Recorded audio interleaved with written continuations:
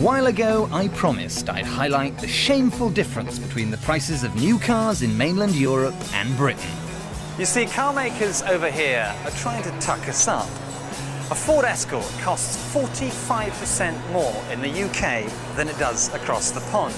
Likewise, a Peugeot 306, 43%, a BMW 316, 30%.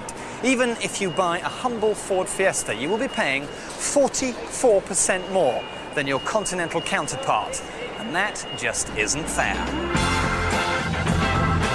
I promised to expose the car manufacturer's price rigging and show you how to save a shed load of money on your next new right-hand drive motor. Which is why I'm off to Brussels, to ask, no, to insist that the European Commission gets heavy, that it reads these billion-dollar car companies the Riot Act, because frankly, they're taking the wee-wee. Since our first look at importing cars from Europe, the European Commission has fined Volkswagen £68 million for preventing German buyers from buying cheaper cars in Italy. And even more of you have had a crack yourselves. You've come up against the usual excuses, but by being tenacious, some of you have come home with some very cheap cars. And not giving up is what it's all about. Car makers know that it's illegal to stop you buying a car in Europe. So what they do instead is they get dealers to throw obstacles in your way, hoping you'll just walk away and give the whole thing up. But, and I promise you this, as long as you don't throw in the towel, you will save yourself a bundle. Mark Murley of Glasgow wanted a Land Rover Discovery. By going to Belgium, he saved, are you sitting down, 10 grand. It started last year. I was on holiday in the States and noticed that European cars, very heavily specified, were 30 to 40% cheaper than cars in the UK. When I got home, I contacted other European dealers to try and find out if that was true in the rest of Europe, and to a great extent it was. When I asked for quotes, unfortunately they said they can't supply British. They were willing to quote but wouldn't take it any further in many cases. To overcome this, I'm lucky in that I've got a family member who lives in Belgium. So I managed to get a quote through her and was able to order, travelling out to pay a deposit and make sure the specification was correct, and then collected my car 3 months later. I saved £10,000 on a car that lists in the UK at £32,000 with the extras I put on it. Michael Thomas of Oxford fancied a Volvo V70. He went to Holland and saved himself £7,500. I was very surprised about how easy it was, in fact, to import a car from the continent. The car we imported came from Holland, and I dealt in fact with Volvo directly. They made life incredibly easy for me. They delivered the car in the specified time, which was 4 to 6 weeks, a car that is the full UK specification, obviously right-hand drive, right-hand headlights. They, for a small fee, arranged the export plates. Then it was just a case of going, picking up the car, getting it back here, and in the process saving myself £7,500. But don't think it's always easy. Roger Lamin of Northampton had a hard time saving 5 grand on an Audi A4 he bought in Cologne. Although I saved £5,000, the experience itself was somewhat traumatic at times. Prices changed from a German spec was different to a UK spec, and they increased the prices. Within those 6 months, I had no or very little communication from the dealership. And I felt very concerned at times as to whether I was actually going to get the car or not.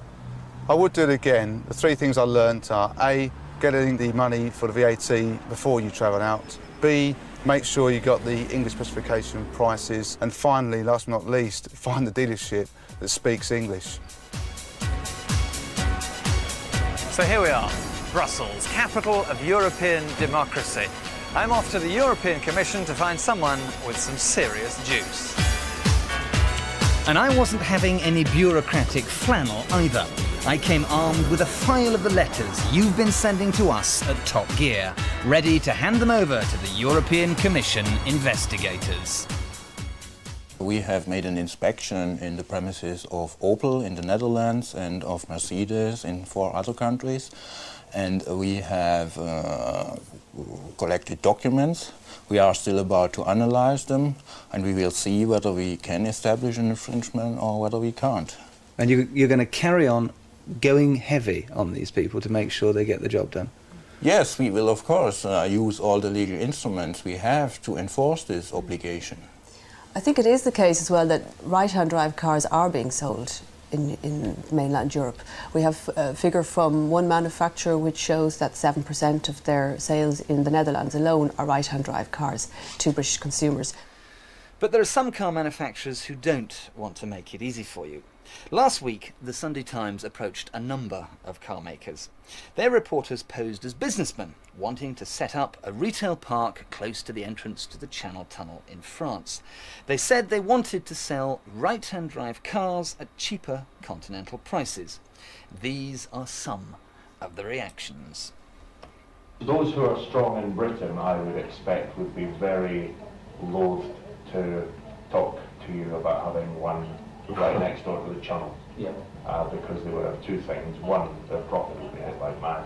And two, if there are still dealer bodies in the current franchise system, they'd have a revolution. I would be very surprised that anybody, as I say, apart from those who may be really weak in the British market, who would be running there. That would be like turkeys voting for Christmas. I think all the manufacturers, and I will speak only for Peugeot, we are very satisfied with this situation because the gross margin in the Britain market is very comfortable for us. Yeah. Peugeot will never sell a right-hand drive car in France. Sure. I mean, if you install a right-hand drive center in France, you have to sell right-hand drive cars, it would be a problem, for sure. When we spoke to them, Fiat said they stick to the law and won't stop UK buyers buying right-hand drive cars abroad. Nissan came up with the usual arguments about the strong pound, difference in spec and warranty, and like Fiat, they say their prices are set by bigger players in the British market. So it looks like it might be a while before buying cars is as easy as buying duty-free.